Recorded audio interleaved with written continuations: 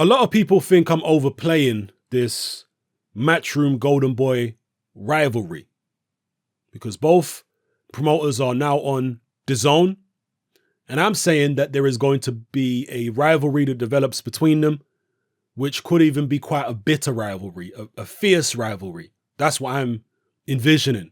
And a lot of people have said, no, there's no rivalry going to happen like that, Hatman. There's no reason for a rivalry like that to exist. DAZN is happy to have two promoters. You know, DAZN is happy with both. Look, DAZN could be happy with whatever they're happy with at the moment, okay? Rival promoters are two different companies. They are companies which have rival fighters very often. Canelo Álvarez is middleweight champion with Golden Boy. Demetrius Andrade is middleweight champion with Matchroom. They've got rival fighters, so obviously they're going to develop a rivalry as promoters. I mean, look at the fact that De La Hoya has tried to sign Gervonta Davis. And he quickly got shut down by Leonard Ellaby for trying to tap one of their fighters who's under contract. That's illegal. You can get sued for that. De La Hoya quickly backtracked and started talking to Ellaby as if he wasn't trying to tap Tank Davis as a signing, but was trying to work with Mayweather Promotions on a co-promotional deal, what Eddie Hearn's been trying to do. So Hearn has been trying to go for Gervonta Davis unsuccessfully. Now we see Oscar De La Hoya going for the same guy. If you read this article right here, which obviously wasn't written by Oscar De La Hoya, but Oscar De La Hoya owns The Ring magazine. This article is constantly stressing the fact that Eddie Hearn has nothing to do with the Canelo DAZN deal. It's also talking about, look, Anthony Joshua, the heavyweight champion from England, kicked off DAZN's boxing program in the US, was a 7th round knockout of Povetkin. Joshua might be the biggest global attraction in the sport. Biggest global attraction in the sport, and definitely is in the UK, but his name isn't recognizable stateside. Now that's 100% true. But if you read this article, the slant that I get from this article is that Canelo and Golden Boy are where it's at with regards to who the main promoter is on DAZN. And that what Matchroom are bringing to the table is secondary compared to what Golden Boy are bringing to the table. That's the slant that this article has as far as I'm concerned. You guys read it for yourselves. Maybe you'll disagree, but that's the slant that I'm getting from it. I think there is going to be a rivalry. In the long term, maybe a bitter rivalry between Matchroom and Golden Boy. I don't know who's going to win out in that rivalry. Right now, Matchroom have got a bigger budget on DAZN, but Matchroom are only on a 2-year, they're on a 2-year probationary period. Golden Boy have got 5 years. Now, we don't know if there's a probationary period, and there's probably clauses in that 5-year deal that Golden Boy have got, whereby, let's say Canelo loses a bunch of fights, the deal might be off. But as far as we're aware at the moment, it's a 5-year deal. As long as Canelo puts in the performances, he's going to get paid a hell of a lot of money for 5 years. And that's a minimum of $365 million. Eddie Hearn's got a 2-year probationary period. And if he performs satisfactorily and he has his own during that 2-year period, then he gets to extend for a further 6 years. So Hearn is right now under a lot more pressure, as far as I'm concerned, than Golden Boy are,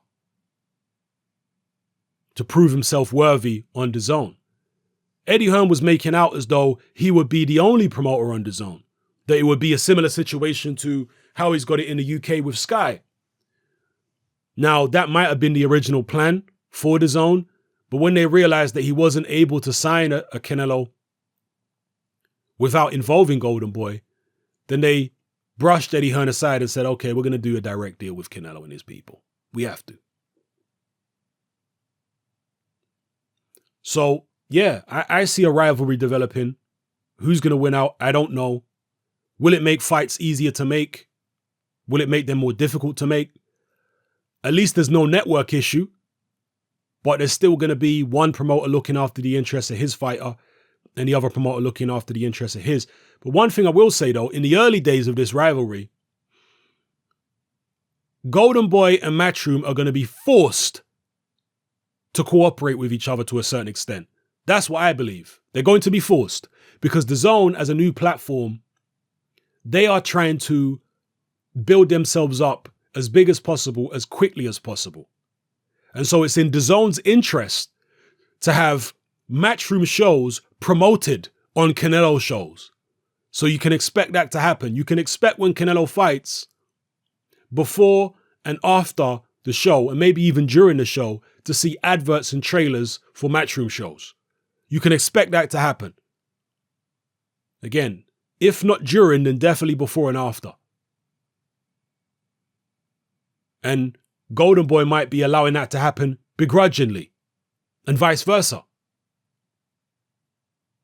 Although, with Eddie Hearn, he's not going to be begrudging about Canelo shows being promoted on his shows. No, he's going to be happy about that because famous by association, right? He's going to be happy to be able to put, or for people to be able to see Canelo's name associated with his shows. He's going to be happy about that. And I'm not sure if it's going to happen that way around, but there will definitely be Matchroom shows promoted before and after, maybe even during Canelo shows. That will happen.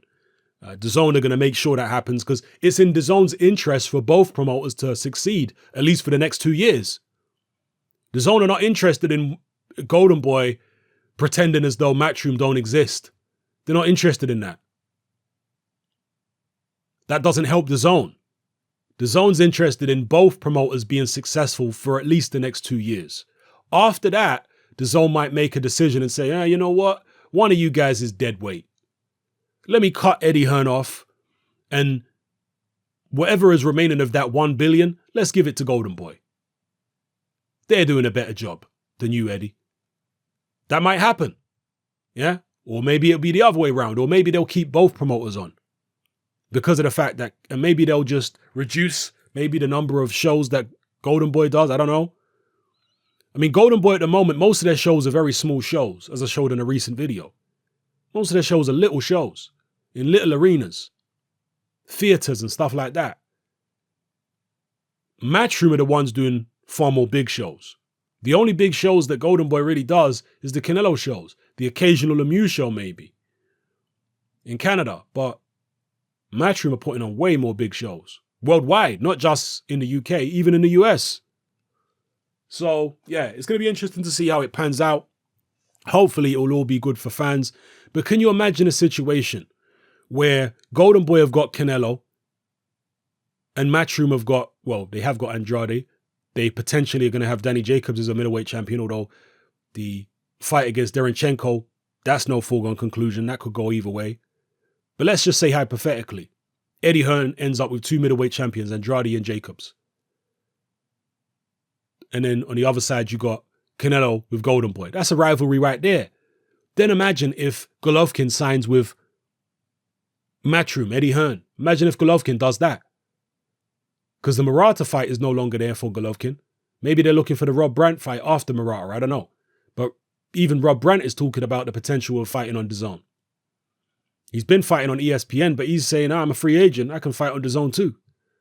So just imagine, you've got Golovkin, Danny Jacobs, Demetrius Andrade with Eddie Hearn on DAZN. And on the other side, you got Canelo with Golden Boy. Imagine in the heavyweight division, you got Anthony Joshua with DAZN and Eddie Hearn, Matchroom. On the other side, potentially, you got Deontay Wilder, because where's Deontay Wilder going to do? Let's say his pay-per-view against Fury flops. Doesn't even do 500,000 buys. Showtime bow out. Where's Deontay Wilder going to go? We know he ain't going to sign with Eddie Hearn. Is he going to sign with Bob Arum, ESPN? Maybe. Or maybe he would sign with Golden Boy, or re-sign with Golden Boy, because he was with Golden Boy earlier on in his career and they left on fairly amicable terms. So maybe he would revisit that relationship. Imagine you had Deontay Wilder promoted by Golden Boy and obviously Joshua promoted by Matchroom, both on DAZN. That's a massive rivalry, not just between the fighters, but between the promoters too. So this is what I'm expecting to happen here, people. And again, Eddie Hearn has been saying that the only way Joshua Wilder happens at this point is on DAZN. They're saying it's not viable on Showtime right now. Eddie Hearn's saying that pay-per-view is essentially over in the United States. And hopefully it is. All these insane people hoping that pay-per-view continues. I don't know what you've been smoking.